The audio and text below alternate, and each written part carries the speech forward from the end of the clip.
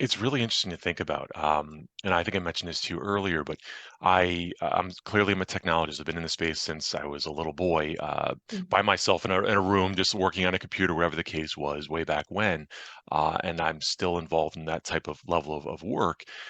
But I clearly I talk about these things all the time. But I also, right after undergrad, I volunteered in Mexico and I taught third and fourth mhm, graders in Tecolote, which is a small town just south of California, in a suburb, so to speak, a very rural section of mhm, Tijuana.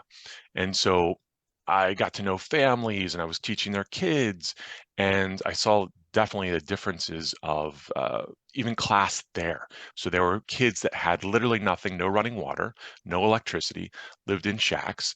And then there were kids that actually had some money because their parents would go up to the border an hour north, work on the border or close to the border, or go back and forth over the border. And so they had money and they brought it back and it bettered their family. Um, and so, man, I have way too many stories to talk about that and not to go down that path too far. But I did see firsthand the stories of people trying to cross and what they wanted to do and what they wanted to accomplish. So it was really interesting to think about.